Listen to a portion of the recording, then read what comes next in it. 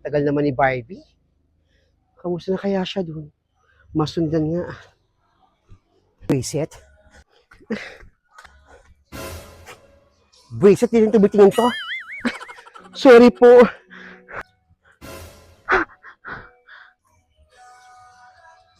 Parang boss na aling Adelpha yun.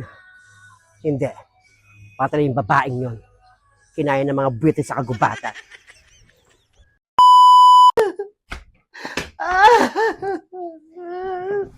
Oh. Francia, ba't tumatungal ka? Mananay na.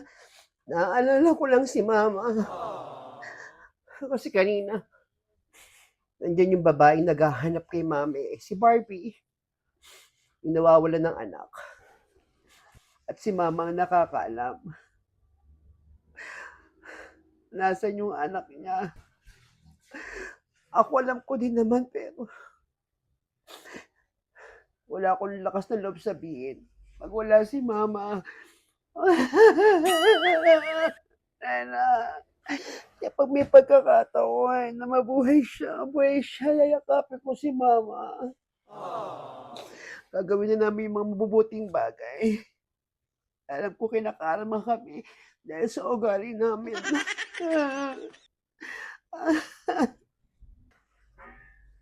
Wala na tayong magagawa.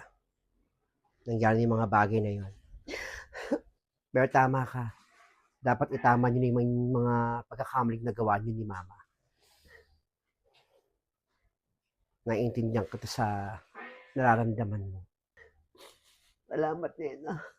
Pero sa ngayon, kumain ka na muna. Tama na yan. Kumain ka na doon. Oo, kakain na ako. Salamat. Sige na, magpalakas ka.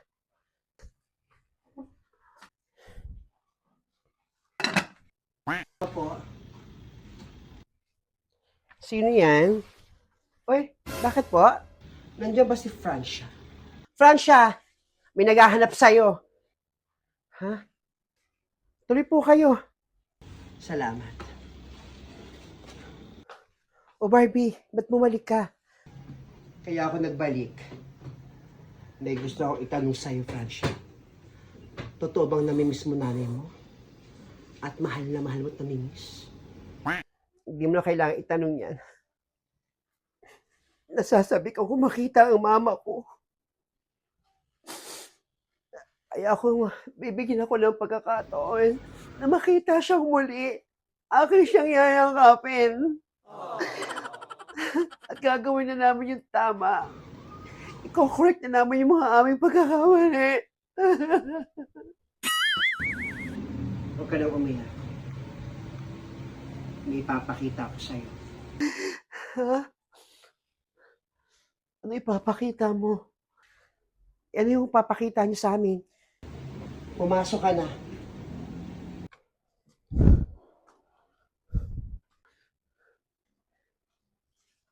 Sino yan? Si Aling Adelpha. Ma! Ma! Buhay ka, Ma! O Francia, buhay si Mama! Oo, nak. Buhay na buhay ako. Ma! Hindi na buhay si Mama. Salamat, mabuhay ka. Ma, bakit? Anong nangyari? Paano? Ang tagal nung nawala. Ba't magkasama kayo? Tinulungan ako ni Barbie, Nena. Tinakasan ko sila Blandina. Pati yung nanay niya. Nung nakatakas ako, mapalabas ng kakahuyan. Nagkataon, dumaan yung sasakyan nila Barbie. Tinulungan nila ako. Wala akong kain, walang tubig. Uhaw na uhaw, hinang-hina. Pero pinili kong makatakas. Walang iya sila.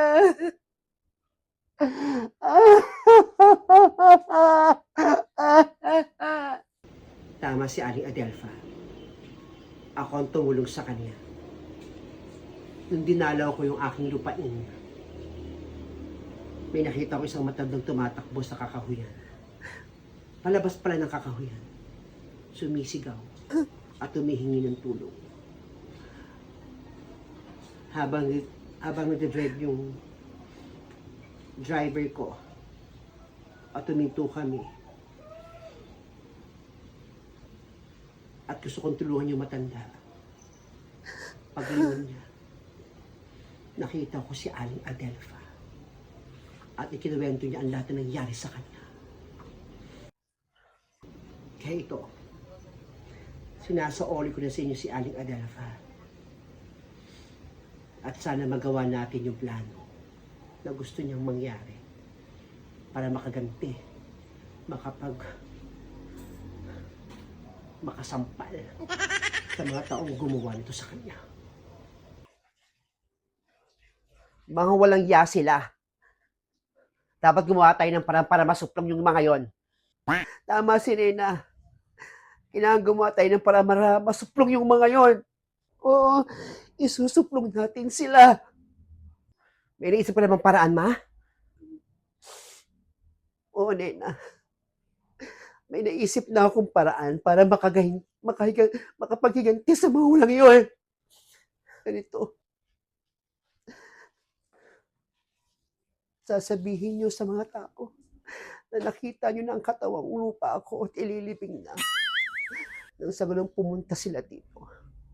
Pag nagpunta sila rito, doon natin sila relasbakan. Oo. Sige. Gagawin namin yung sinasabi niyo. Manda sila. Pero sa ngayon, kailangan niya muna magpahinga at makita kayo at mayakap. Sa ngayon magpapahinga muna ako. Nang sa ganun, may lakas akong harapin ang mga taong gumawa nito sa akin. Sige, Aling Adelfa.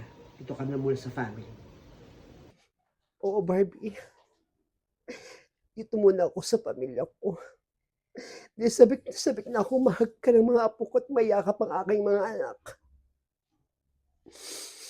Huwag kang mag-alala. Tutulungan kitang makuha ang kaisa-isa mong anak.